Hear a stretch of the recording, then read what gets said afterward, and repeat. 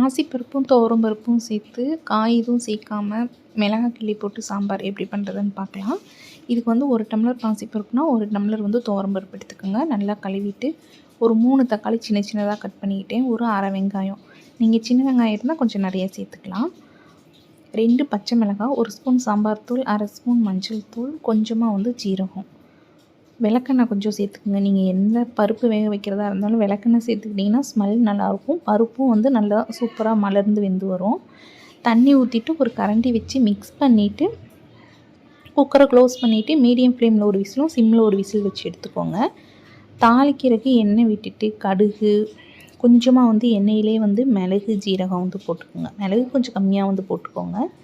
இல்லை அப்படின்னா மிளகு ஜீரகம் கருவேப்பிலை 2-3 வரமிளகாய் பூண்டு எல்லாமே மிக்சியில் ஒரு பல்ஸ் வச்சு கொட்டினீங்கனாலும் சூப்பராக இருக்கும்.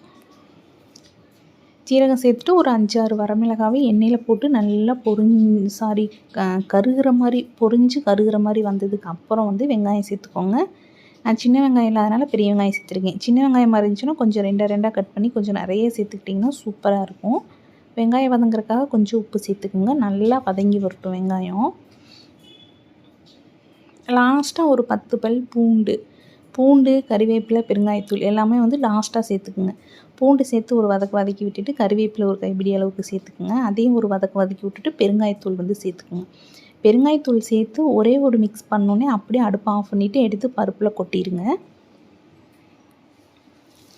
நான் வந்து இன்றைக்கி கொஞ்சம் கெட்டியாக தான் வச்சுருக்கேன். உங்களுக்கு ரொம்ப கெட்டியாக இருக்க மாதிரி இருந்துச்சுன்னா கொதிக்கிற தண்ணியை உள்ளே மிக்ஸ் பண்ணிக்கோங்க. உப்பு வந்து பருப்பில் சேர்த்து லைட்டாக கடைஞ்சிக்குங்க. தக்காளி மட்டும் கடையிற மாதிரி வந்து கடைச்சிக்குங்க. இல்லைன்னா ரொம்ப கூழ் மாதிரி ஆயிரும்.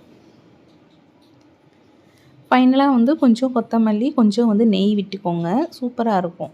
வேணும் அப்படின்னா நீங்கள் இதை ஒரு கொதிக்க வச்சு கூட வந்து நீங்கள் தாளிச்சதை உள்ளே கொட்டிக்கலாம். நான் வந்து கெட்டியாக வைக்கிறப்ப வந்து கொதிக்க வைக்க மாட்டேன். அப்படியே வந்து வச்சு கடைஞ்சதை அப்படியே வச்சு நம்ம தாளித்து உள்ளே கொட்டிட்டு அப்படியே வந்து நெய்யும் கொத்தமல்லி இலையும் போட்டுருவேன். வேணுன்னா கருவேப்பிலை கூட சேர்த்துக்கலாம். ரொம்ப சூப்பராக இருக்கும்.